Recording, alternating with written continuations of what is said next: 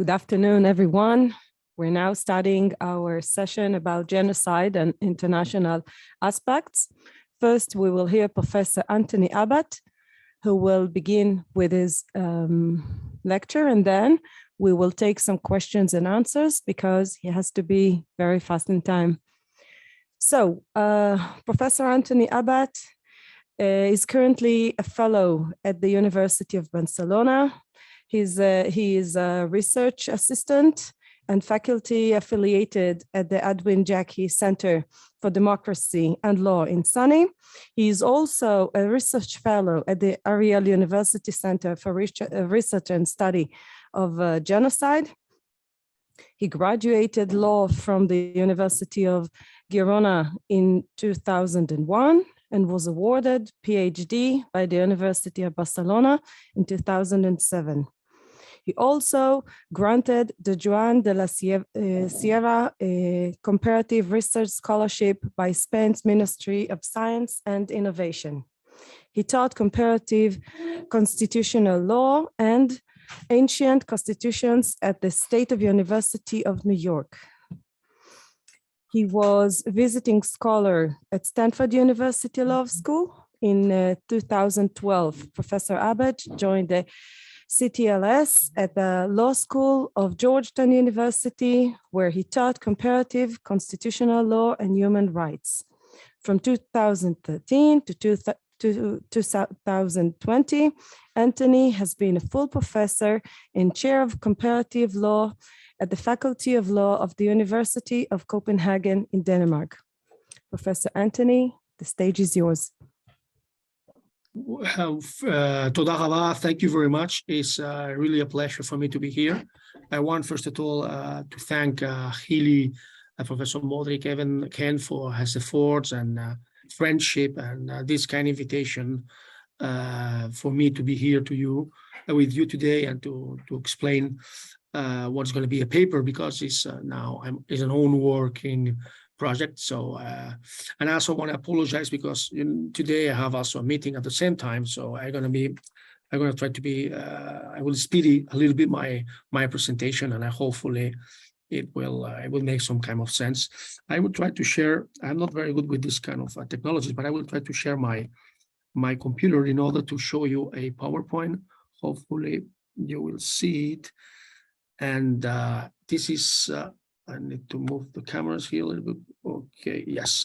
So this is what the paper is going to be, what the research is about. Is the state political funding after genocide? It is oblivion, a legal, political, realistic, feasible option. So, and this is the research question. Can we force oblivion of a genocide as a political, realistic possibility? The paper has basically three main sections. The first one is a more legal analysis and epistemological, cognitive linguistic, epistemological and legal analysis. I will explain a little bit more later on which topics I'm addressing on. The second one is a matrix that I'm proposing on the different responses and omissions that genocide has provoked in different states and scenarios. I will basically focus the matrix in two main axes. The one is dealing with forced oblivion, denial, and what is called social amnesia. And the second one is what I define as a factual alteration, which is trying to change the facts, the explanation of the facts, which it ended with a kind of proudness and whitening of what a genocide was, which also engages with civic forgetfulness. I'm splitting in these two axes my research, but to be fair, the literature and academic research that I've been dealing with, they normally mix both answers within the response as an omission to genocide. But I thought that it's interesting to make this distinction in order to not only to analyze what the genocide meant and means in the funding of one state, but also which is also, I believe, is interesting when we're dealing with these kind of issues, how this forced oblivion or factual alteration may be reproduced in new more modern examples of genocide. Finally, the paper proposes to redress and this dysfunctional situation, how to redress and respond to these dysfunctional situations. Whether it's a dysfunctional situation or not is also another question that we can address. But I believe it's dysfunctional because it ends by denying what a genocide was, right? So the first section, the one which is a little bit more epistemological, theoretical, and philosophical, it's dealing with the concept of genocide, genocide, and the intent of destroying a whole group. I'm working the basic definition of the genocide, not only from a legal but also from a philosophical perspective. And then my conclusion is that when a genocide happens, it's so transcendental, it so has an existential sense that oblivion at the end of the day is not an option. Why it's not an option is basically because it comes like a topic which maybe it's hiding for decades, even maybe decades or even centuries somehow, but it always come back. It's a sort of what Nietzsche talked of eternal return, right? It's an eternal return of the wretches, using Fanon vocabulary, or specters in Derrida. Then we can also think about Geister in the terms of Heidegger, right?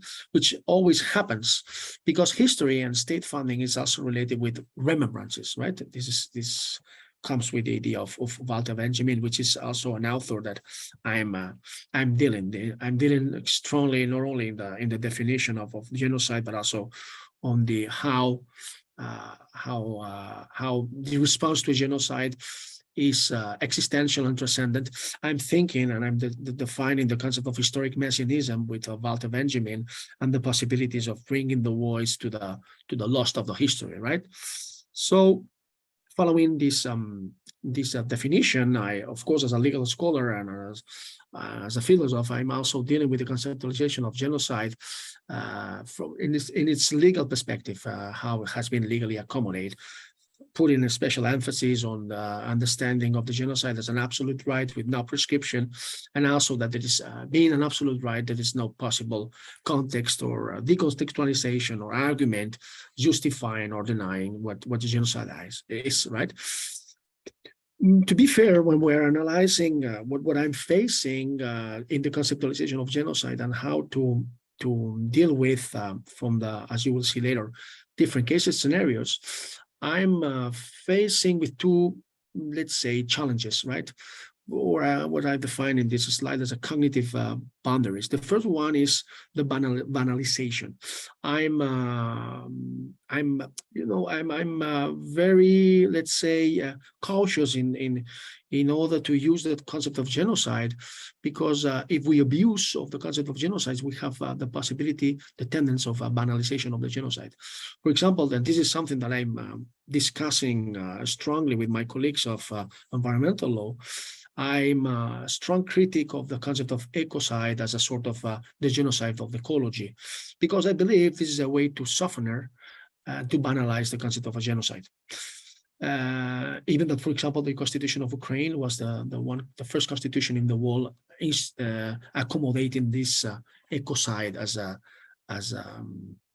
concept.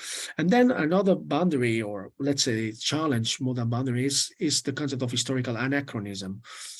Whether it is suitable to apply the modern definition of genocide, how is accommodated, how is understood nowadays for facts that happen at, let's say, in the cases of this Spain, let's say in the 1490 to 5 centuries ago.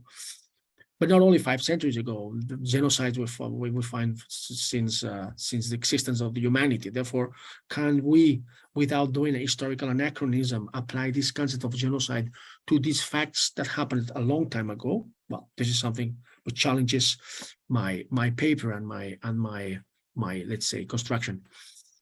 Then all the things that I'm dealing with, or I want to deal with, is how do we enforce from a legal perspective the genocides.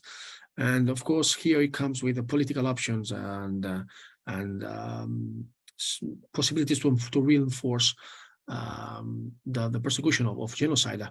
I'm dealing with whether it's better to have, or not better, because better at the end of the day is a moral concept of how it's more, let's say, suitable to enforce the persecution of genocides with ad hoc courts, the cases of Nuremberg, former Yugoslavia, Rwanda, versus a universal jurisdiction. I'm thinking of the work of the Spanish judge Baltasar Garzón, or the public attorney of Luis Moreno Ocampo, and also some Argentinians and Chilean decisions of the Supreme and Constitutional Courts. And then whether it would be interesting to have a single jurisdiction in the United Nations, or a simple court dealing only and exclusively with genocides. And the idea is, at the end of the day, to obtain, to have more warranties for the enforcement. I remark force, I'm thinking on the Derrida, la force de la loi, and how to enforce really the law in order to prevent, but also take responsibilities of genocides. The second section is this matrix that I propose on responses and omissions to genocides. I'm focused basically on the definition of Sheldon Walling and collective memory and amnesia from a theoretical perspective. And this, from the two axes that I was talking before, the first one is the force of oblivion, again, social amnesia into the foundation of societies. And there are a lot of cases that we can talk and explain, but probably modern examples of Argentina and Chile, when the so-called path, which is peace of Araucanía, ended with the genocide of the Mapuches and the originary peoples in Araucanía, which is today the Division 9 in Chile and the southern of Argentina.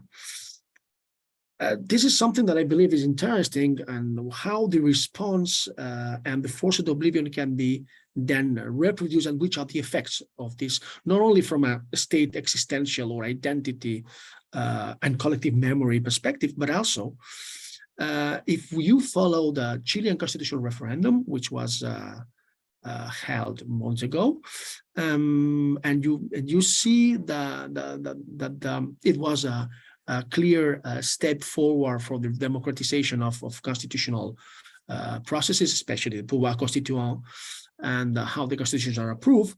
The point is that one of the main, if it's not according to the press, but also to some academics, one of the main, let's say, reasons that the people voted against of this constitution was to the role attributed to the natives, to the original peoples, in the constitution. Not only the autonomous, which was a quasi, let's say, self-determination position of the Mapuches in the Chilean state apparatus, but also it was autonomous in terms of a kind of parallel legal system.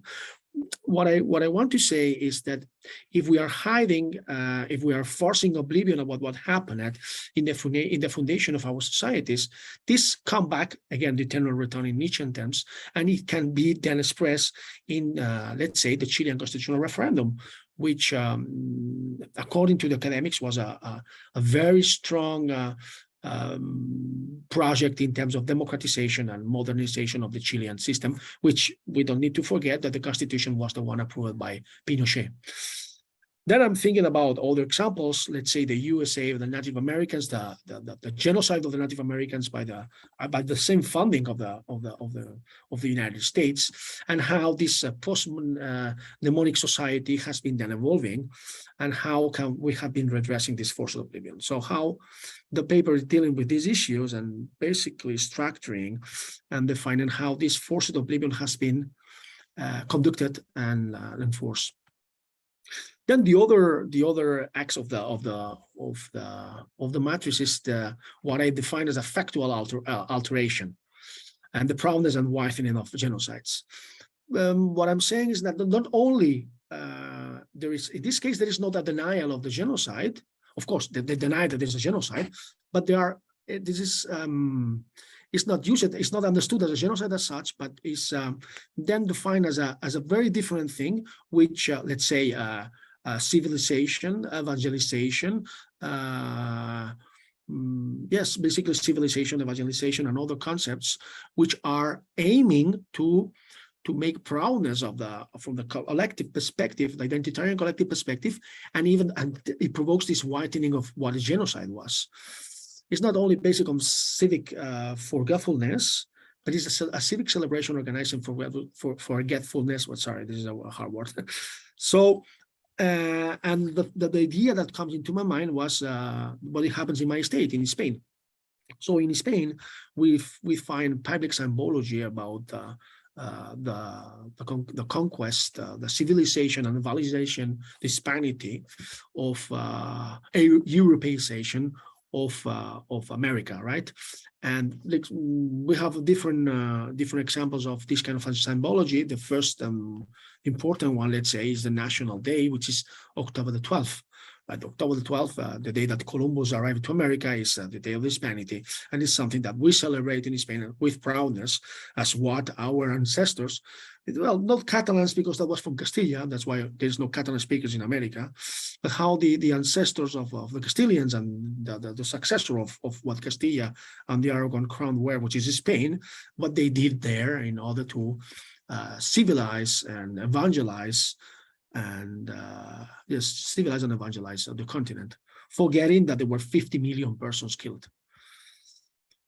This is a very strong, this is a very long slide. I simply copy and paste because I thought that this is exactly a radiography of what is happening in Spain about this denial pattern that consists in acknowledging that the genocide took place, trying to turn it into another type of event that portrays the victims as perpetrators, insisting that there was more victims among the group of the later, minimizing the number of victims, destroying official documentation, pressuring other states not to recognize the genocide, arguing that the crime does not fit with the legal definition, etc., etc. So this sentence, as I said, again, I think it shows perfectly the political tendency that has happened in Spain in terms of talking about what happened in Americas 5 centuries ago. This was one example of this public symbology. This is Pizarro in Trujillo. Trujillo is a little town. It's what he came from, to be fair. The one on the right is in Trujillo, which is in Extremadura. And the one in the left is in Lima, the capital city of Peru. So the one who genocided the Incas has a statute, which at the end of the day is understood as the genocide of the Incas, but then is the father, let's say, of this Hispanity and European civilization that then built up the new founding of Peru as an state. And another example, which is a little bit more, I think is more dramatic, is the one of Hernán Cortés, who was the one genociding the Aztecs in Mexico. If you see the statue, well, you will see that he has his foot on the head of an Aztec, showing the power of the Castilian military, etc., etc. So if you are someone which has native origins in Mexico, and you end by visiting Medellin, which at the end of the day is a nice city to be. So if you go and you see this kind of statues, you can understand which is the perception, or you can misunderstand, I would say, which is the perception of what the people thinks from one hand, and what is the first official version of the events in the 1492.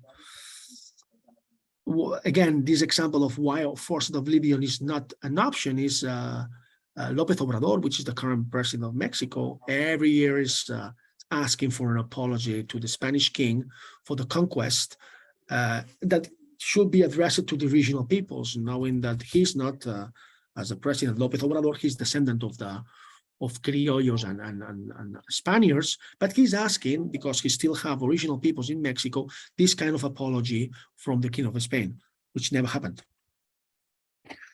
Then, which are some of the cases that I am dealing with, and how I mix it with this philosophical, mainly philosophical theories, the concept of history of Messianism, again with Walter Benjamin, and but also Jacob Taubes, Svetan Todorov, on the other side, Giorgio Agamben, which ends by giving the voice to the losers of history. So it's a sort of, it's a Messianism in terms of Benjamin, simplifying very much. It's because it has the possibility to come back and to give the voice to the ones who lost the history, the ones who were genocided, right? We will see which other, because I cannot deal with a lot of the examples that I mentioned, and I'm not sure if I will be dealing in deep with the case of the American states born in genocides, and how to redress the situation. But I think I will do for sure with the case of Spain, which is more familiar.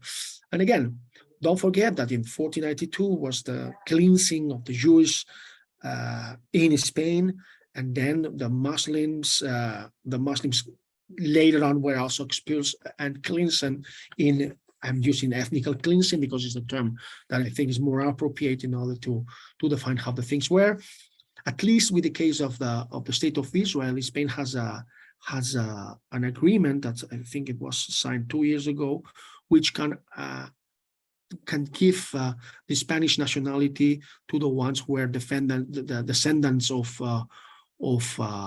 Sepharad, right?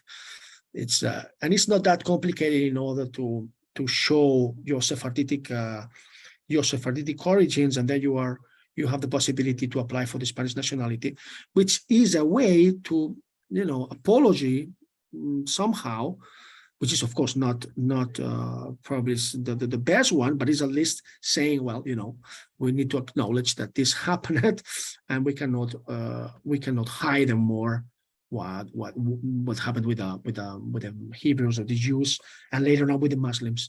But with the Muslims, so far we have not any treaty or given the Spanish nationality. A good example again of this horrible tendency, I would say, of denying and altering history is the response of the Spanish democratic state to the Spanish Civil War. We have in Spain more than 1,000 citizens that are in mass Excuse me, graves. Professor, you have 5 minutes. Okay, thank you very much. So I'm just ending with mass graves, which is after Cambodia, the state of the world with more mass graves. And there is the idea of a Spanish transition to democracy was also based on this kind of amnesia, and do not and forgive, and for not only forget but forget and for trying to forgive, which is complicated, but forget what happened during the fascist regime in Spain. So it's as I said, it's a trend which is repeating. Finally, to redress, I'm going to be very fast, is applying the resolution adopted by the General Assembly with a real aiming of enforcement, not only from a theoretical aspect, but also from a more realistic aspects. Recognition, I will deal with some examples of recognition. I'm thinking in Australia, New Zealand, conciliation, pardon, reparation, and then what is more important, at least also important, as can happen with the constitutional terms, is education, the paideia. We cannot teach our students that the Spanish conquest or the Castilian conquest of America was not conducted with a genocide. So, moltes gràcies, which means toda raba. Thank you very much, and I will try to answer your questions. Thank you. Let me see how to do that. A minute. So, hi, thank you very much. I mean, Orit will say thank you, but, but because I'm sitting here, yeah, stay, but ask if you can answer questions. Thank you, Professor Abad. Now we will take some questions if we have ones. Go ahead. Can you hear me, Anthony? Hear me? מה? הוא לא יודע. Hello, can you hear me, Anthony? Yes, I do. Hello. Okay, thank you. Well, congratulations, very, very interesting research. I have a couple of comments. The first one, you are absolutely right. There is this effort in Latin American countries to erase memory regarding the genocide against the Aztecs, the Incas. As you know, it's a systematic effort, not only to forget the past, but I don't hear you now.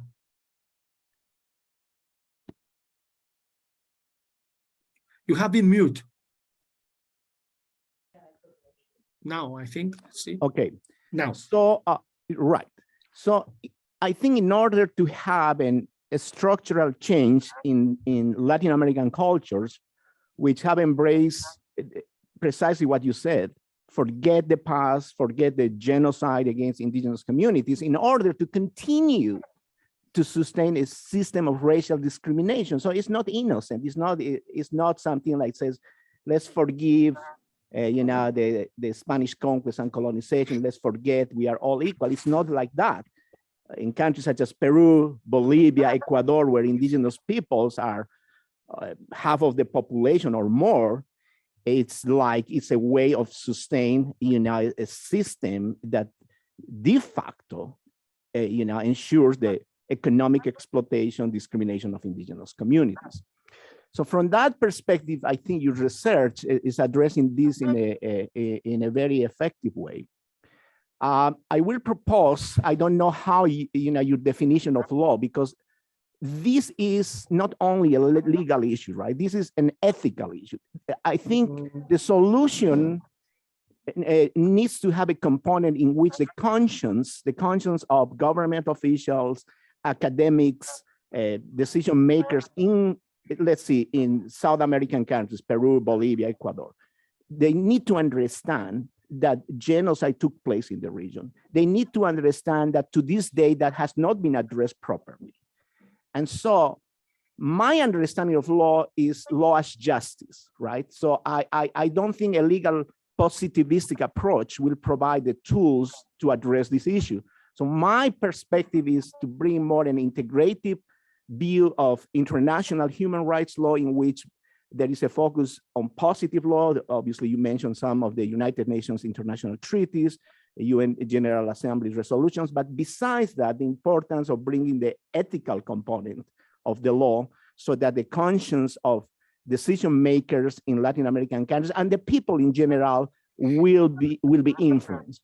As part of that effort, I think actually we may need to have a dialogue of scholars on this topic. Indigenous people's rights is also my area of expertise, in which we address in a strategy.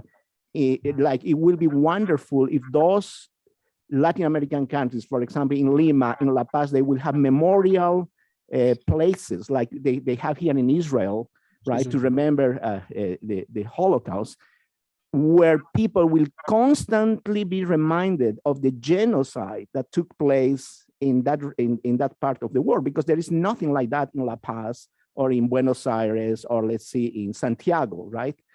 And not only one, but many, and perhaps together with that, lectures on what the topics like the one that you are writing, so that there is the legal component, right, to address in terms of international law, in terms of maybe cases that can be done at the Inter-American Court of Human Rights. I am in a group with the American Society of International Law. I can share with you what we are doing on indigenous people's rights.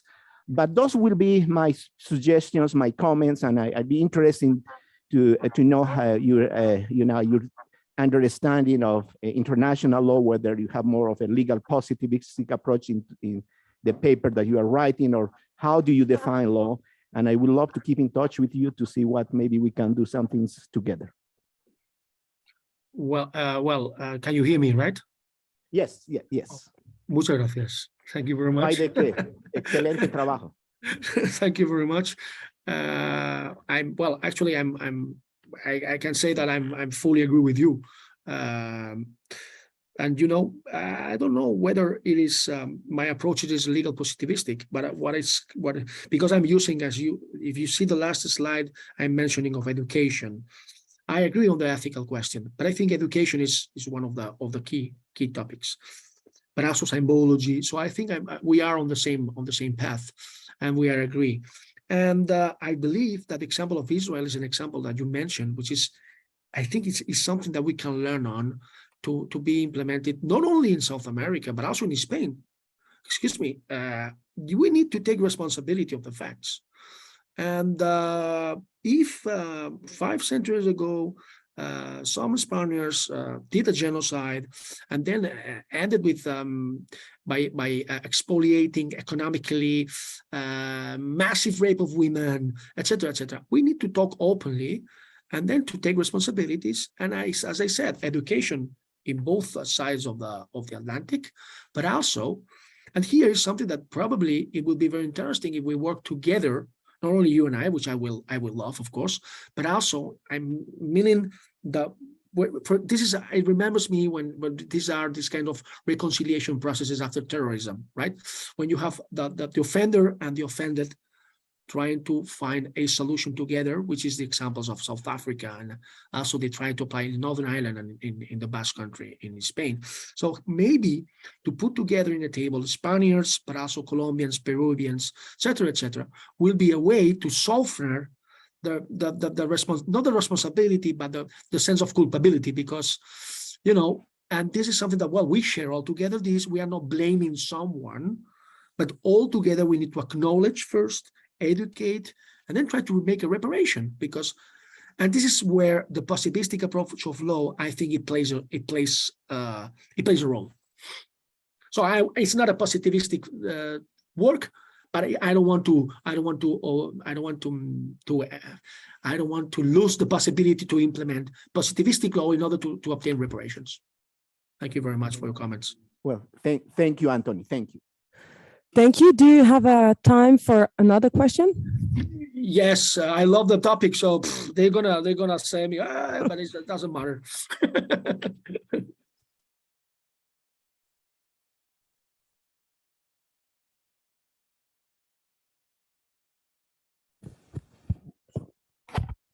Professor, are you hearing me? Yes, I do. Thank you. Thank you very much for your presentation, which was very interesting. I look forward to read the paper. Just one thing about the history, the far history, 5 centuries ago. It occurred to me last month when I was in Salonika, from where my maternal side of the family came, and most of whom, unfortunately, were murdered in Auschwitz during the Holocaust. What occurred to me there when I went to a museum, a Greek museum, and I met for the first time in my life, I met the term, the Turkish genocide against the Greek population in Asia Minor. I didn't hear about such a genocide before, but the narrative that was told there in that museum was that the Turks genocided the Greek population in Anatolia. And then I read some other stuff, some other sources, which argued the opposite. The Greek attacked the Turkish. So I don't purport to be the judge on that. I'm not an expert in this area, but I wonder, how do we deal with this phenomenon when the further you get from the history, it is more difficult to actually to ascertain or to establish what actually happened. Thanks God, we, the Jews, preserve the Holocaust memory. I personally know some testimonies of my own grandfather and other people, but and hopefully this will not be forgiven or forgotten. But in other cases, these people said this, the other people said the opposite. How do we know exactly what happened 5 centuries ago? Well, this is a very complicated question to answer, and probably I don't have a proper answer to you. As you know, I mean, the thing is, and here, as you mentioned, and I think you're perfectly right, farther we go, more complicated is because we have less sources, historical evidence, etc. And, you know, and this is against one of the main ideas that I have with my paper, which is to giving the voice to the losers, because I think this is one of the key topics of the paper. My concern is, please, someone give the voice to the Incas, the Mayas, and others that they lost, and they were the ones genocided, right? So I think at the end of the day, we need to accept that when we go farther, we have less evidence, and it's more complicated to accept to render for a solution of what happened. Then then the problem is that we will need to do an historical judgment, not you and I, but someone who has the competence, and it should be an international party, right? And not biased. And maybe the way to do so is, again, sitting together, Greek and Turkish, put the evidence on the table, talk with the international expertise on history, sources, and work together to know the truth first. Acknowledging that there are, in the other side of the table, there is a guy who is blaming that the ones who did the genocide were your ancestors and not my ancestors. Knowing that this is the case, we can sit down, talk, put the evidence, and try to rationalize. And here comes my Habermasian little mind with strong rational arguments, accepting the possibility that maybe you were wrong, right? And but I think this is also important in the content of the answer that I did to the other question. It's not a way to de-dramatize, not taking the drama out, because it's a dramatic question, of course, but it's not maybe the way that we need to implement this kind of tools is not through blaming someone of culpability, by trying to find a peaceful solution accepted by both parties. So it's not I'm blaming you as ancestor of someone from Greece, or I'm blaming you as an ancestor of someone from the Ottoman Empire. No. But we need to know what happened in order to clarify things. And maybe you won't be so honored about what your great-great-great-grandfather did, and about the funding of your state, because as a Catalan, the funding of Catalonia, it was based also, for example, in Mallorca, of a genocide. And this is something that the people is celebrating as something, and this is something that in the education, we need to explain that it comes from the expulsion and killing of thousands of Muslims in Mallorca, for example, right? And this is something, it doesn't change that I can be nationalistic, which is not my case, but I can be proud of that I'm a Catalan, or proud that I'm Spanish, proud that I'm a Peruvian, or whatever. It's not blaming, it's not attribution of culpabilities, but trying to know what happened and then learn together with this experience. But that's my idea. For example, the case of Germany, collaborating with Israel, I think is a key question. Thank you. Do you have time for another question, please? No, I cannot. No, I need to go. They will kill me. But please, you can take notes, and please, if my email address can be then distributed, and I will be more than glad to share my thoughts, the paper, and to talk with all you guys. We will do so. Bye, you. Anthony. Thank you so much. Safe trip. I'll see you Thank you. soon. Bye. Bye-bye. Thank you so much. Bye-bye. All right, thank you. Now, before we continue with Dr. Adita Gzoyan, I will just say that now we will have no more questions and answers until the end of the session. So please now let me welcome Dr. Adita Gzoyan. She is currently a Deputy Scientific Director at the Armenian Genocide Museum Institute Foundation. She has earned her PhD at the Faculty of International Relationships at Yerevan State University and LLM at the Armenian University of Armenia. Her research interests include legal and historical aspects of the Armenian genocide, comparative genocide studies, the history of the Armenian Republic, and also she has more than 40 publications in national and international journals. Dr. Gzoyan is currently editing the Central and Eastern European Review Journal and a sister editor in International Journal of Armenia. And now she will present us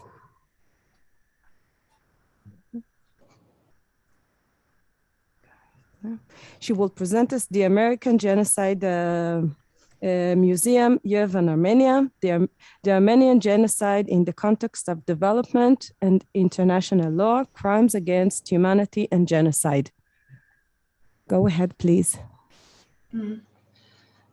Hello, everyone. Can you hear me?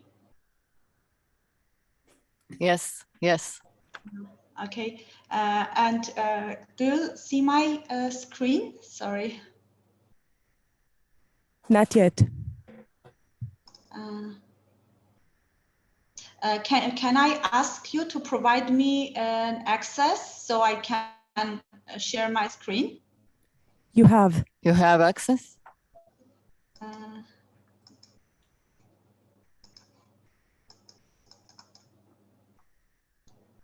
I cannot do it. Okay, anyway, I will continue without the presentation. So first of all, thank you very much for this opportunity to speak at the conference. I would love to be there, but unfortunately, because of some problems at my institution, I was not able to come there personally. Today, my presentation is about the role of the Armenian genocide on the development of two crimes in international law. Those are crimes against humanity and genocide. So I will start with the crimes against humanity as it comes first, connected with the Armenian genocide, and then I will move to the concept of genocide. So during World War I and under the guise of World War I, the Ottoman government perpetrated the Armenian genocide. It was carried out through the conscription of the Armenian men into the Ottoman army, where they were later killed or worked to death in the working battalions. And then we have an execution of Armenian intellectuals, followed by deportation of Armenian remaining population, mainly women, children, and elderly. So based on the consensus of the scholars now, the estimated 1.5 million Armenians were perished during the Armenian genocide. So on May 24, 1915, in the course of the perpetration of the Armenian genocide, Britain, France, and Russia, they issued a joint declaration. And I'm quoting from this declaration. Throughout the last month, massacres of Armenians have been taking place in Armenia by the Kurds and Turks with the open permission of the Turkish authorities and sometimes with their direct cooperation. The massacres of Armenians is being implemented in different villages. And at the same time, the Turkish government in Constantinople imprisons and puts unbearable pressure on the peaceful Armenian population. And in the second part of this joint declaration, it is stated that in view of those new crimes of Turkey against humanity and civilization, the Allied governments announced publicly that they will hold personally responsible for these crimes all members of the Ottoman government and those of their agents who were implicit in such massacres. So on May 24, we have this declaration, and for the first time we have in paper the concept of crimes against humanity and civilization.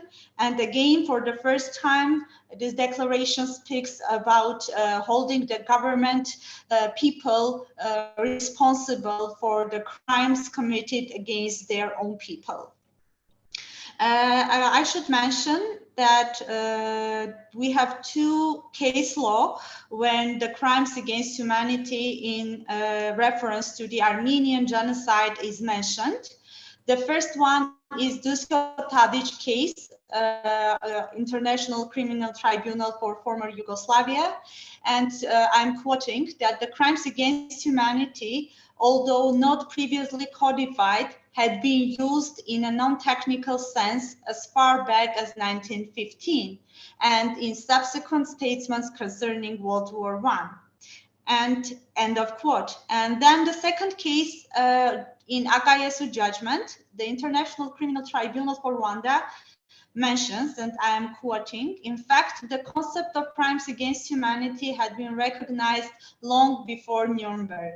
On May 1915, the governments of France, Britain, and Russia made a declaration regarding the massacres of the Armenian population in Turkey, denouncing them as crimes against humanity and civilization.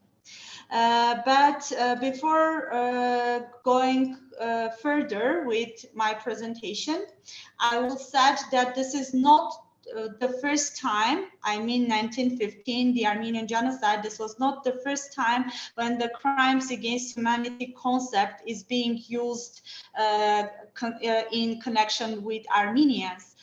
Because the massacres of Armenians happened in the Ottoman Empire also before the Armenian genocide. In 1895, 1897, I come across some publications in the legal journals where crimes against humanity concept was again used, connected with the Armenian massacres in the Ottoman Empire. So after this joint declaration, we have the further development of the concept. And it is within the Paris Peace Conference that came after the end of World War I. So on January 25, 1919, the first international body dealing with war crimes, and I am reading the title of this commission on the responsibility of the authors of the war and on enforcement of penalties was formed.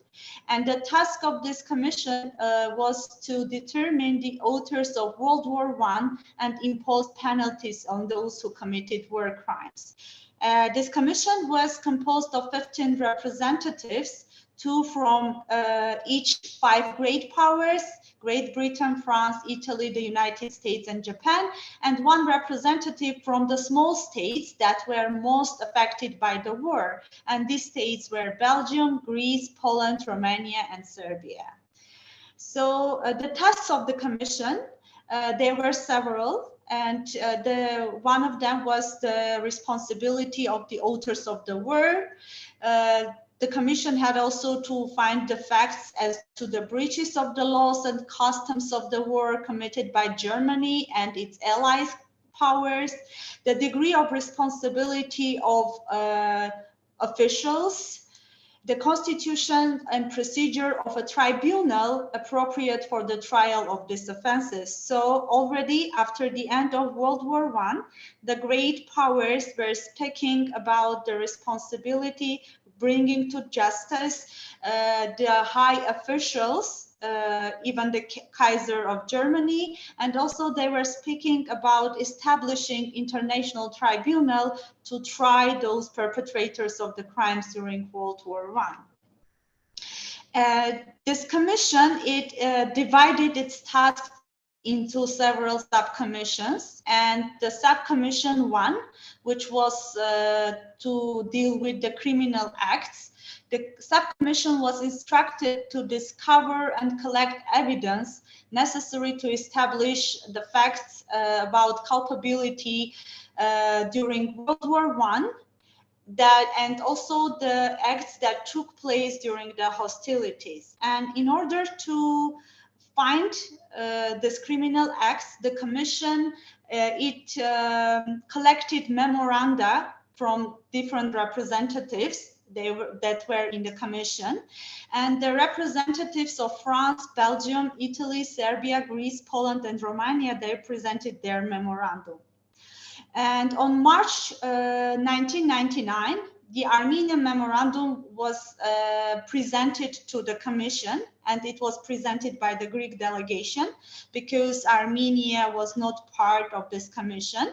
But I should mention that Armenia was the only country that was not part of this commission, but was entitled to present its memoranda. And the Armenian memorandum, it composed of several parts, and it describes the mass killings and deportations of Armenians, and it was followed by mentioning and criticizing the role of Germany it played during the Armenian genocide in terms of its passive behavior and also in some cases participation. And the Armenian memorandum, which was presented by the Armenian representatives in Paris Peace Conference, they also presented the list of perpetrators of the Armenian genocide, which they actually divided into several categories. And those who designed the project of the Armenian genocide, those who gave orders and organized the killings, the third, those who managed and directed the massacres, and the final, the perpetrators who actually carried out the massacres of the Armenians. At the end of its activities, this commission, this work commission, it came with a list of crimes. Unfortunately, I cannot share my screen. I have mentioned here 32 crimes that the commission find as a result of its work. And these were the crimes that were perpetrated during World War I. And during its works, the Commission come to the conclusion that some of the crimes that were identified by the Commission, they do not fall under the war crimes. Actually, there were crimes that were committed against the civilians of their own population. So for the first time, the Commission started to think that they are dealing with a new crime, and they were thinking about defining it and also including it in the final treaties that have to be concluded after World War I. And in this regards, the Minister of Foreign Affairs of Greece, Mr. Nikolaos Politis, he proposed to adopt a new notion of war crimes, which would cover the massacres of Armenians. And here I am quoting from him. Technically, these actions, the Armenian massacres, do not fall under any article of the criminal code, but they are grave crimes against the laws of humanity. So in the course of their work, the Commission was in favor of including this new crime that was perpetrated mainly against Armenians of the Ottoman Empire, but also towards the Greeks, and called these new crimes as crimes against humanity. And the crimes against humanity, by raising this concept, the Commission built upon the Martens Clause, which had formed the groundwork laws of armed conflict since it first appears in the preamble of the Hague Convention of 1899. And I am quoting here that until a more complete code of the laws of war is issued, the high contracting parties think it right to declare that in cases not included in the regulations, populations and belligerents remain under the protection and empire of the principles of international law, as they result from usages established between civilized nations, from the laws of humanities and the requirements of public consciousness. So the members of the commissions were sure that this new concept, this new crime of crimes against humanity, they can find its basis in this Marten Clause in the Hague Convention of 1899. And so in their final report, they offered to divide the crimes. So in one hand, to deal with the war crimes, and in other case, when the violations were against the civilian populations, these violations had to fall into the category of crimes against humanity. Now I will read some of the crimes that, according to the Commission, fell under the category of crimes against humanity. Dr. Gzayan, excuse me, yes? You have 5 minutes. Yes. Okay. You have 5 minutes. Murder, yes, thank you. Massacres, sexual violence against women, confiscation of private property, forced labor, execution of citizens, and so on. And the report also mentions some of these crimes against humanity in relation to Armenia, and 3 crimes, 3 violations were mentioned in this respect. The first one were the murders, massacres, and systematic terrorism. And here the report, the commission mentions that this referred to the massacres of Armenians carried out by the Turks with the participation of the Germans. And the second crime relates to women and young girls who were forced to immorality and who were forced to prostitution. And here the report mentions that many Armenian women and young girls and children were shut up in harems and were Islamized. And the third one speaks about the deportation of citizens, mentioning that more than 1 million Armenians were deported to Mesopotamia, where many died of malnutrition, starvation, and diseases.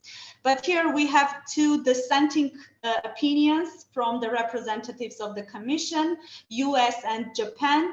They were against inclusion of loss of humanities and crimes of humanities, and they were against that because according to the US members, the judiciary applies only to existing law, so there was no existing law of crimes against humanity, and also there is no clear and universal understanding of the concept of humanity. The Japan dissent relates to the problem of ex post factoism combined with the victor justice. They think that, again, there is no law about the crimes against humanity, so no one can be held guilty under this notion. And also they were not comfortable with placing heads of states on trial on the ground that they could not prevent or stop the atrocities against their own citizens. So after the commission ended its work, the punishment, the articles of punishment were included in post-World War I agreements. Actually, 2 minutes, there please. were 5 agreements. The Treaty of sorry? 2 minutes, please. Okay. The Treaty of Versailles, the Treaty of Saint-Germain, Trianon, and also the Treaty of Sevres. And what is important here that although the other agreements, they do not include any notion of crimes against humanity, the Treaty of Sevres, which was concluded with Turkey, it has some differences with the other with the other agreements, because one of the articles of the Treaty of Sevres speaks about the massacres that took place in the Ottoman Empire against the Armenians. So later, this crimes against humanity concept was further developed and used later as a crime of genocide by several legal experts and then by Raphael Lemkin himself. I will just quote from the English historian, professor of international history, Arnold Toynbee, who in one of his books said that the extermination of the whole Armenian population within the Ottoman Empire could be said as could be called as the murder of a nation. And then using all these evidences, Raphael Lemkin, who coined the word genocide, became the first to label the Armenian massacres and deportations as genocide. It was the intended destruction of the Armenians during World War I that triggered Lemkin's interest in the protection of the groups and codification of this new crime. And I'm finishing with the quote from Raphael Lemkin. The truth came out only after the war. In Turkey, more than 1.2 million Armenians were put to death for no reason other than that they were Christians and that they were Armenians. They were driven from their homes along the Euphrates River, and then suddenly the escorting gendarmes started shooting at both ends of the long line of deportees. Only a handful of people survived because they were hidden by the bodies of their comrades. And I have finished. Thank you for your attention. Thank you very much. And now we will move to our last speaker for today, Dr. Hili Moodrick-Even. the one who perfectly organized our conference these days. Thank you. Dr. Moodrick-Even is a senior lecturer at Public International Law at Ariel University in Israel and chair of Ariel University Center for the Research and Study of Genocide. She is an expert in international law, focusing especially in international humanitarian law, international criminal law, and the philosophy of law, especially in the field of the laws of armed conflicts. Her scientific publications in the field of genocide studies focus on the legal implications of ISIS genocide and the Yazidi and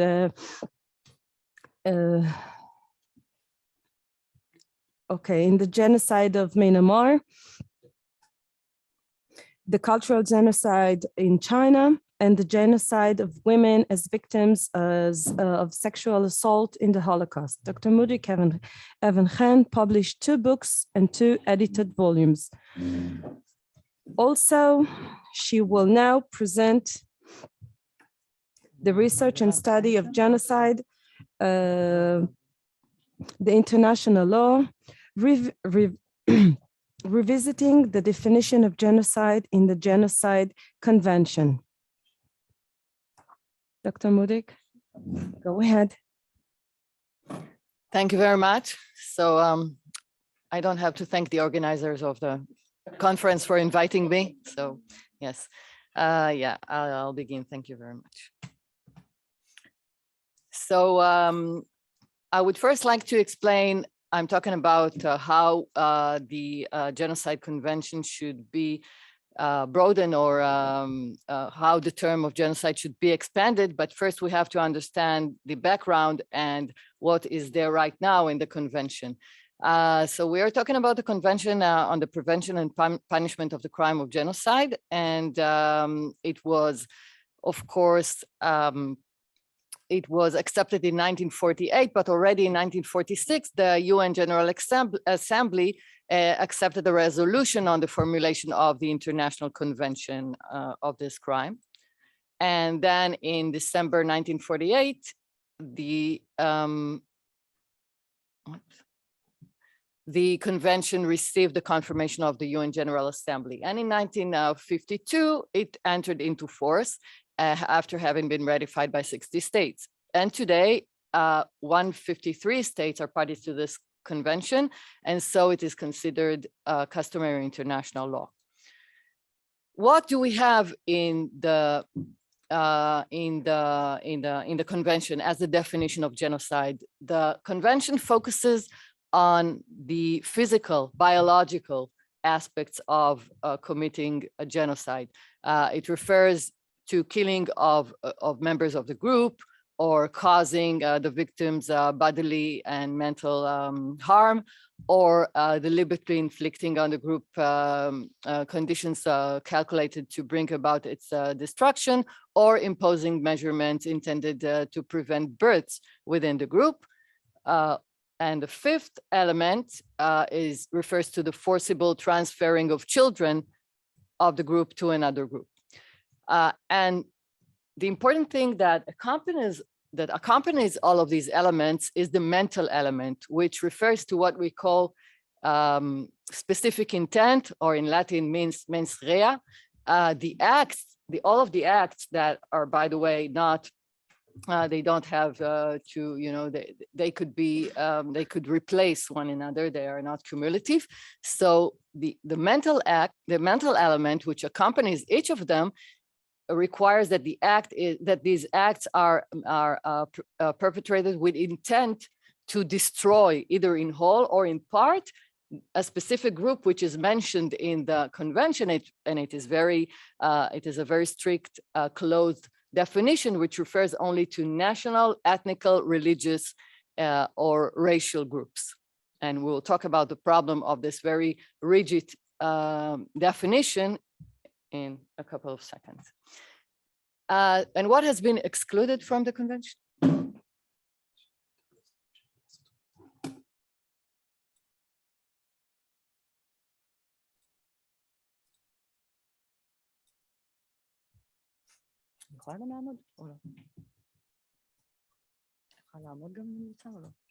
Okay. Okay, so I'll stand. But then, do you hear me? I'm better in standing. So, okay. What has been excluded from, well, the things that have been excluded from the convention are cultural genocide, ethnic cleansing, and political genocide. I will focus in this presentation mainly on cultural genocide and a little bit on political genocide. I don't have the time to talk about ethnic cleansing. If you want to ask me in the session of question and answer, perhaps we would get to that too.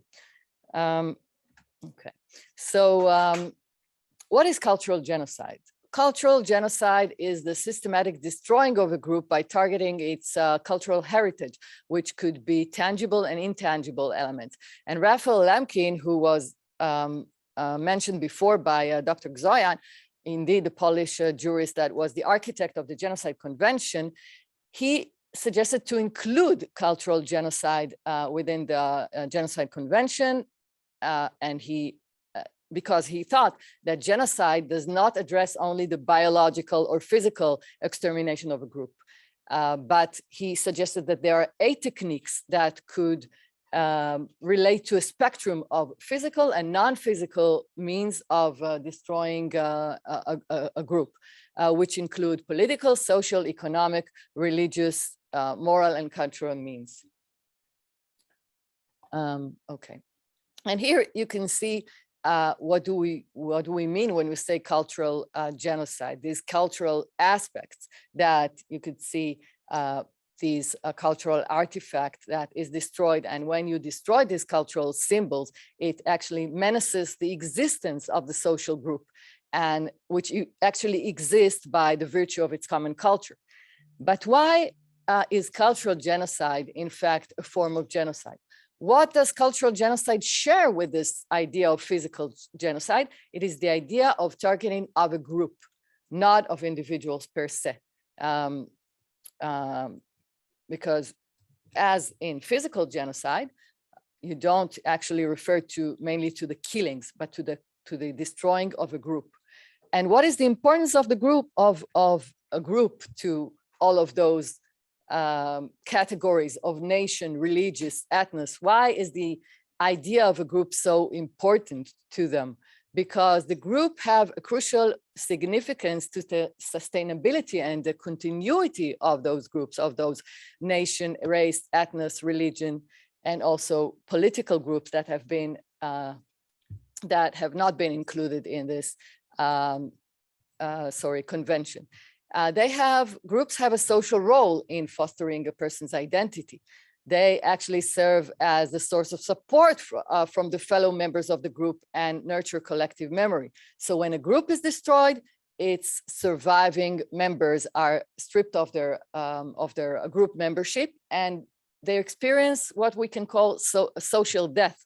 Claudia Card called it social death, because their heritage and even their intergenerational connections are destroyed.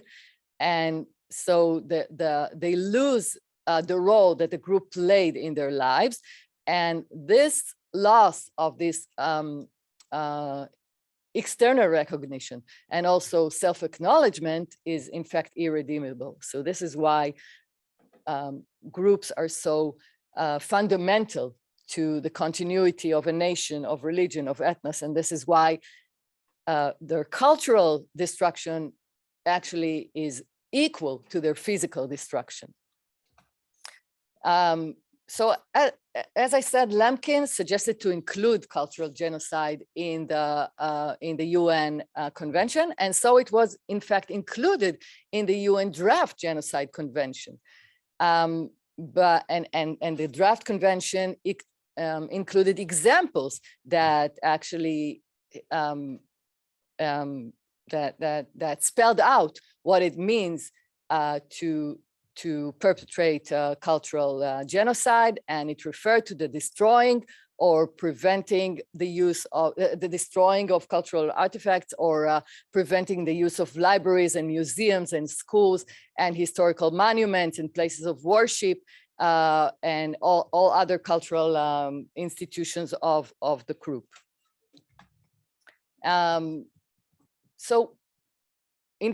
I said that cultural genocide was not included in the Genocide Convention, but it still has significance in the legal arena, and also, of course, beyond, because scholars continue to refer to cultural genocide. They actually call it ethnocide, which is a crime of its own. It's like genocide without murder.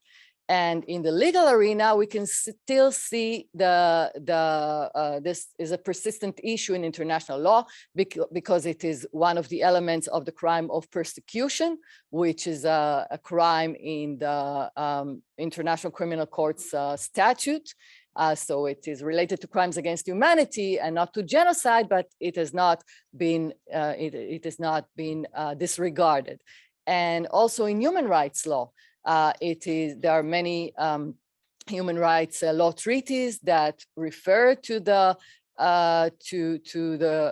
protection of culture, and also it is related to in the United Nations Declaration on the Rights of Indigenous Peoples, which actually refers specifically to the forced assimilation and destruction of indigenous peoples' culture. How much time do I have? 5 minutes? Okay, thank you. And also cultural genocide, if you remember that I talked about the specific intent that is required to perpetrate genocide, then cultural genocide can also serve as proof for this specific intent. Why? Because when you see that there was destruction of all these cultural elements, then you can prove the intent to perpetrate the physical destruction. And this was the case in the Srebrenica genocide in the International Criminal Tribunal for Yugoslavia, when 8,000 men above the age of 18 were taken by buses outside of a United Nations camp and were killed and were put in mass graves by the Serbs. Then the court, the International Criminal Court for the former Yugoslavia, has accepted the conviction of genocide, saying that when this was accompanied by the destruction of mosques and of houses in Srebrenica, in Bosnia, and then this was a proof, this sustained and corroborated the conviction of the physical genocide. So the other thing that I said was excluded from the Convention on Genocide was the political genocide. Political genocide is a physical genocide, but it is not related to the specific groups that were mentioned in the Genocide Convention. It does not refer to religious or national or ethnical groups or racial. It refers to a political group, such as was the case in Cambodia in 1975. We heard about Cambodia yesterday morning. I still have this memory. It seems like ages, but I still remember it. The case of Cambodia, the Cambodian, what they refer to as Cambodian genocide, but the UN Convention would not refer to as genocide because it was perpetrated against a political group, against the elite, against the middle class in Cambodia by this murderous regime of Pol Pot. But if we do not, stay so limited in the limited definition of the Genocide Convention, then we can definitely identify what happened in Cambodia, the killing of almost 2 million people, as genocide. And lately, the International Criminal Tribunal for, the International Criminal, not the International, the European Court for Human Rights has accepted the idea that political genocide can be included within the definition of genocide when it referred to cases that were happening during the Soviet occupation of Lithuania and the crimes that were committed against Lithuanians' partisans. And the court, the European Court of Human Rights, only 3 years ago, accepted the idea that political genocide can be a part of genocide. and I'm almost finishing. I would like to, now I have 5 minutes or 5 minutes. Okay, so I hope I could go through it. I would like to talk about the Uyghurs case. The Uyghurs are a minority in Northwest China. And I know that their case is not so popular in Israel, but I know that it is quite well known in the United States and in other states. This is a Muslim minority, Turkic origin Muslim minority of almost 12 million people here, of course, in China. They live in Northwest China in what is called Xinjiang. And for many years, their relations with the dominant majority in China, the Han culture, the Han ruling culture, were strained because they were acting for self-determination. But since especially 2014, when China has executed what it is called the Strike Hard campaign, which was a campaign against terrorism, because they have some extremists that do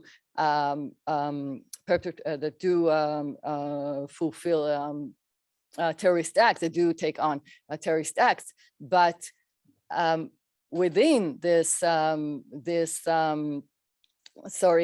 campaign, they have also established what they called re-education camps that were in fact detention camps for forced assimilation. And what is happening there is that there are many violations of human rights, and they are forced to learn Chinese. They cannot speak their own language, and they cannot practice their religion, which is Islam. And this is happening within the camps, where estimates are for about 3 million people to have been detained there since 2017. And they also face sanctions on their culture and language outside the camps. So this is practically cultural genocide. Of course, you can say that what happened in France, for example, or in other places in Europe, where there were limitations on the rights to express religion in public. Of course, you remember the sanctions of you could not wear headscarves, and you could not have perhaps, sorry, yes, yeah, the other religious symbols that women used to wear in the public areas. But of course, when this is accompanied by camps and by detention and by killings and by torturing, then this, of course, extends just, some kind of limitations on the expression of human rights. And this is basically cultural genocide. It actually fits within what we have seen as the definition of cultural genocide. So I'm just wrapping up. I suggested that the Genocide Convention should be regarded, the definition of genocide in the Genocide Convention should be wider. It should not only include physical elements of genocide, and it also should refer to broader groups, not only those that are already mentioned in the convention, the religion, the ethnos, the nation, or the race, but also political groups. Thank you very much for listening. And if you have questions. Thank you very much. We had 3 most interesting sessions now, but we have now questions for Dr. Adita and for Hili. And who wants to start with his questions? Yes, please. The city of Lviv, as you know, is very important because Hersch Lauterpacht, who introduced the concept of crimes against humanity at the Nuremberg trials, was a professor in that university. And then Raphael Lemkin as well was a professor at Lviv, which now is Ukraine, at that time was part of Poland, both Jewish scholars that have an incredible influence in the field of international criminal law, international human rights law.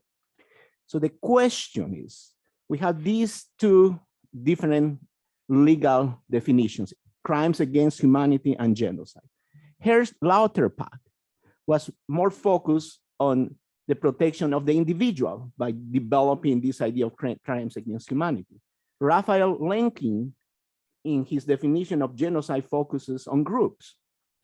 So in the 21st historical context, how can we use these normative legal narratives, right, in order to ensure that there is an implementation of the law? So rather than, and I agree, obviously, that's a great proposal to expand the definition of genocide in international positive law regarding culture, regarding political groups. And obviously, from my perspective, that is already part of natural law, right? Even if we don't have an international treaty that includes those definitions, the law of conscience already covers that from my perspective. And so from an international legal theory that includes the norms of natural law, then from that perspective, the focus is on the conscience again of humankind. So the question is, once again, do we need to highlight the fact that it's not only about international positive law that probably is correct, we need to reform the Genocide Convention, but also the ethical component of jus gentium, of imperative norms, jus cogens norms, right? In which we can agree that those norms are already part of that. And which they are not, do you think in a sense there is some contradiction or some different approaches between Lauterpacht's focus on crimes against humanity and Lemkin's focus on genocide? Or do you see these legal definitions as, coherent, and that, they really, there is not a contradiction, or they have the objective of achieving the same objectives regarding the protection of human dignity, in our world? All right, we will answer later. Yes, next question, please. Thank you very much for this presentation, which made me realize that the seemingly irrelevant discussions about ethnicity within anthropology actually seem to be having quite significant legal implications. And actually, the problem may be that the treaty on genocide was created in the 1940s when anthropology was in a completely different level of its developments, and maybe it's time to join forces between legal experts and anthropologists, because these definitions have already shifted. And what we now the borders of what we consider ethnicity, ethnic group, seem to be much more blurred.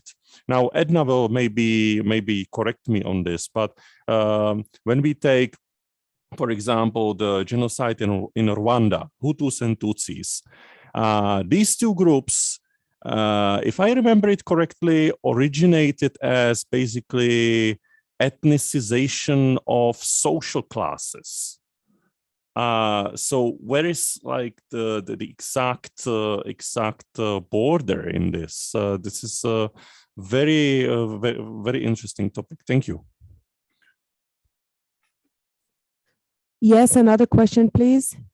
And who do you refer the question to? This is for Hilly. Hilly, your emphasis on ethnic and cultural genocide is there evidence that those can be seen as forerunners to the actual killing? I ask that question because you're making the case that it should be recognized in the official definition. And I wonder if there was significant evidence of these coming first, and these are the evidence of the gathering storm clouds. There might be further momentum and impetus to actually add that to the definition. Yes, Edna, please, go ahead. Thank you. I don't want to repeat questions, but I want to really say that I found Hilly. Sorry, Oh, the mic. yes, it's on. Okay. That I found your presentation really interesting when you try to include definitions to the definition. It's important that if we're looking at genocide, we should look at all ramifications of it, everything that leads the causes, and trying to identify when early warning of it. Early warning is more like when you include a definition like cultural, elimination of cultural identity, then that's an alert. It doesn't have to have been physical for it to happen, because that leads to the physical. And I see in the United Nations have been trying to deal with this, because genocide can happen so quickly. Like in Rwanda, it happened very quickly, but the root cause of it was 32 years old. So it's been brewing, and the signs of it included social, physical outlook, cultural outlook, all of those. So in a definition like that needs to address early warning, preventive methods. I mean, we should see them before they happen. We'll need a very broad definition, so those who are monitoring it can see when it's coming.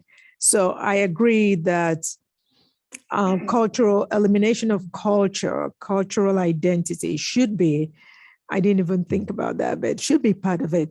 So that's a comment on that side. And indeed, I wouldn't know why it wasn't included. Maybe you will explain that a little bit more. Yes. And then I'm sorry, I was trying to get her name, editor. Thank you so much for your presentation. I really appreciate that. I have not learned a lot about the Armenian genocide, but linking it to the museum, I think I lost track of, maybe because of it's online, but maybe you can explain a little bit more about the connection between development and the museum. How does that, is it discussed in relation to post-genocide and how the society uses the lessons to develop through museum? Or if you would explain a little bit more, I'll appreciate it. But you dealt with the topic very extensively, which I really appreciate. Thank you very much. Thank you. Any other questions?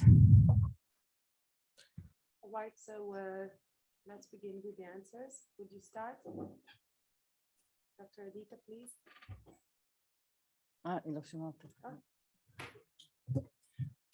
Okay, will you begin, Dr. Adita, please? Yes, thank you very much. Thank you for the questions. Because two of the questions were not specifically addressed, I will just share my thoughts, and I'm sure he will also add to this, and then I will refer to the last question. So the first was about the crimes against humanity and genocide, and how these two crimes interrelate to each other. In my opinion, although both crimes, they are directed to the protection of people. In my opinion, they have very essential difference. While the crimes against humanity is protecting population, civilians, genocide is particularly protecting groups, the groups that he already identified. So if in one case we deal with the massacres or deportation or ethnic cleansing of like a large group of people, they can be like different groups included in this case. In another case, Lemkin, in his mind, he was protecting the groups, and he also appreciates the role of the groups in the development of humanity. Although these both crimes, they're actually in the example of the Armenian genocide, they have developed very much interrelated to each other. But I think that because the concept of crimes against humanity, it doesn't totally describe what has happened to the Armenians during the Armenian genocide, and also what has happened to Jewish people during the Holocaust. That's why Lemkin thought that there is a need to come with a new concept, with a new crime. And now we also have these two distinct crimes in the international criminal law. The second question related to the groups. Yes, actually, this concept is very blurred, and the recent criminal court cases also refer to this.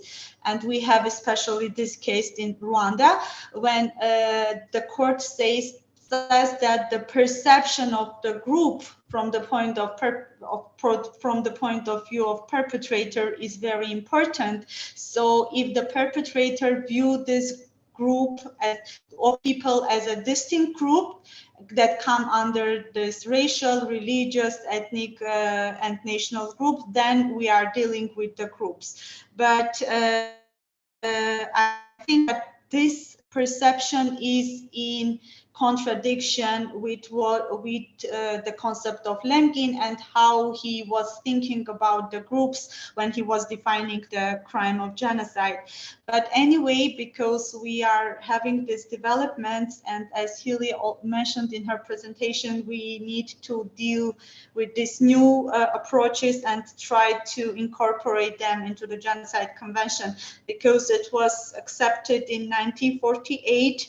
It was after World War II, so the states were very much interested not to include the concepts and the groups that will somehow harm them. So it was a very politicized and much agreed document. So I think that we will need to think about its further development.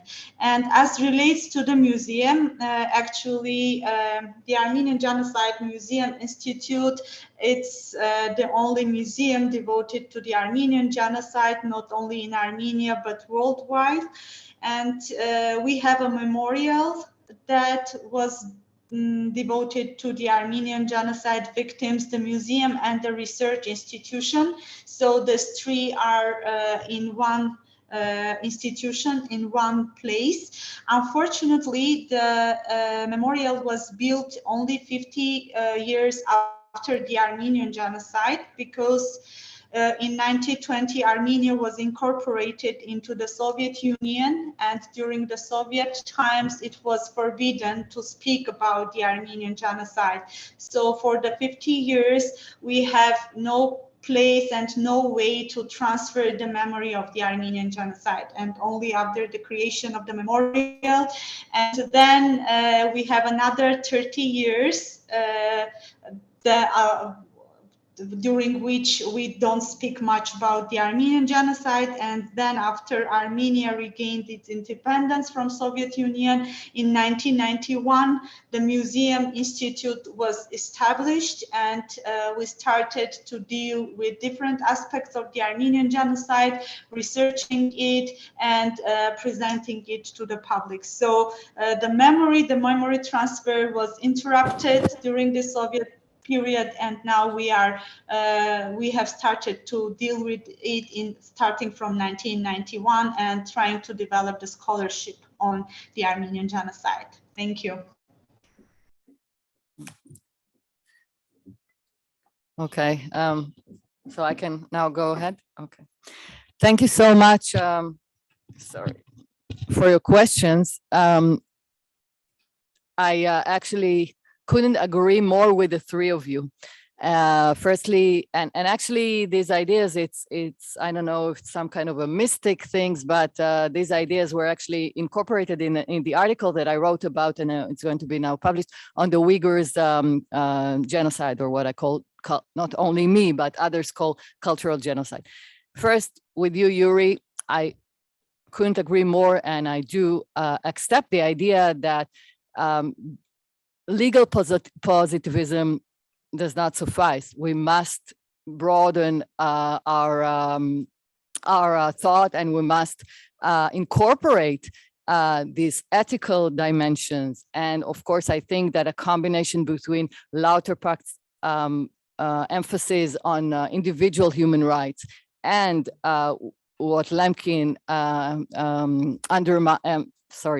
what Lemkin expresses in his definition of, emphasizing the groups could be combined and should be combined. And so I think that law is not enough to deal with this idea of genocide. It is a start, and you should perhaps, make changes to the Genocide Convention, but we all know that this process might fail because it's very hard to make changes to international conventions in general. Of course, not to mention such a rooted convention that was actually formulated many years ago, as I will refer to Zbigniew's remark in a second. And to your suggestions, exactly, I think that, both Edna and Caleb, the idea of pre-warning, the idea of prevention, when you accept the fact that cultural genocide happens, I think it's crucial. It should be a means to be applied by the UN mechanisms that actually are there, and they should act to prevent such cases. As you all know, the UN, it's not very effective, but mechanisms, they have a lot. So I think the idea of early warning and prevention exactly correlates with the idea of identifying cultural genocide and seeing it as something that actually tells you about the future.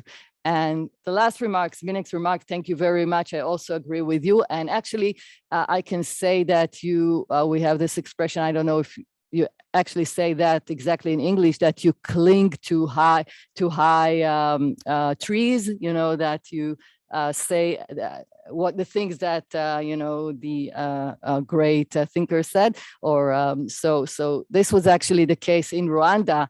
The criminal tribunal for Rwanda identified this as a genocide, although it said that in fact Tutsi and Hutu were the same ethnos. So you could say that they do not actually, they don't fit the definition of the Genocide Convention, but they were thinking more broadly and said that, of course, it should be defined as a genocide. So I do agree with you that all of these concepts are very, they do not fit the reality of today. Okay. Yeah. Okay. Are we okay? Just a minute. Yeah. Okay. Mike? I was then wondering why the Rwandan genocide was then recognized, but not the Pol Pot. considering what you have just said. That's a very interesting legal issue. Because it was later, and so okay. yes, so it was just and those tribunals were actually established in the 1990s. Okay, but just to expand on this, we do have a hybrid court in Cambodia that works in Cambodia, and it refers to it as a genocide. Okay. I think this is such an interesting conversation we're having here, because we just don't repeat what others are doing and saying that have failed. We have to find solutions.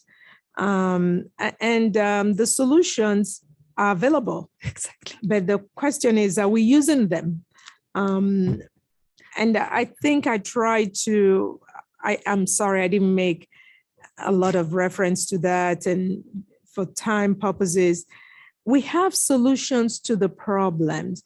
We have referred to natural law. We have referred to all of the tools we can use. We don't have to depend on an institution that doesn't function to do the work. Exactly, you're talking about grassroots. It's about us. It's about individuals who are helpless in times of crisis. Like the Rwandan genocide was not named until after the fact. But they saw it coming. Everyone saw it coming, and it happened. It wasn't like it never happened. We're not predicting something right now, but we can predict if we apply the right tools that we already have. And that draws me back to what I was trying to say. Maybe this is our panel now, that the civil society needs to be engaged. All of us, we're civil society. Every individual is part of it. We don't have to establish a UN that has so much money and spends wasted from every part of the world. All governments are going there, the network, they talk about these issues, but they don't take actions on it. This is what's so frustrating about the UN and international institutions. The natural law doesn't exist. What does it mean? Well, that's, yeah. In the court. The court will not recognize it because they want to blind their eyes to it, but they know it appeals to your conscience. Whatever shocks your conscience, human conscience, shocks every one of us. We don't need an institution to sit down at the table and define a word that already exists. You're so right. The faith-based organizations, the church, all kinds of organizations that recognize the work at the grassroots level should take action, enlighten the people. I mentioned the church yesterday in Rwanda. It was just the embarrassment of the time, trying to find solution where love and hatred collide. That was what it was. It came like a shock to the church, but it was already in existence. They saw the hatred, they talked about it, the society mentioned it was coming. It's like the Holocaust. I mean, I don't want to compare. There's no comparison, but it's all about humanity. It's all about conscience. It's all about seeing something coming and you don't address it when it's coming. We need to get into the society. We need to train those who are in the field, who are there watching it happen, to start talking in the society, talking to people. And it can start in the church as well. We have to let people know what this is all about. If we have talked about the love of God and it's been preached, and we all know what it is to love one another. Loving one another is not loving red, blue, red, black, white. It's loving humanity, loving each other and providing where there is none. That is all the simple solution. But we have the tools, we don't apply them. So we don't need the convention, the positive law, whatever the laws are, until we have the UN define a term. We don't accept it anymore. you know, Many people are not eaters, God, anyway. And in civil law, the natural law doesn't exist. This is the starting point is to talk. What does it mean? what does it mean to love? Yeah. What does it mean to love? Even what does it mean to love? Yeah. I know that It doesn't. Yeah. And it doesn't. I agree with. We can continue this Well, conversation wherever we over belong, coffee yeah. break. Wherever we belong, we take responsibility for where we belong. In I many don't Right. have to be Yeah. preaching to someone who doesn't believe. No, That- sorry, yeah. I'm just, because right. we have a panel in 15 minutes and it is on Zoom and I'm we have sorry, to prepare. if you're But no, but passionate. just continue. You can discussions if continue you're the not discussion over coffee now, over coffee, and it's we will fine, back because at I'm sorry. 4:30 sharp. Thank you all. Thank you. Yeah. Nein, Thank glaube you ich so will. much.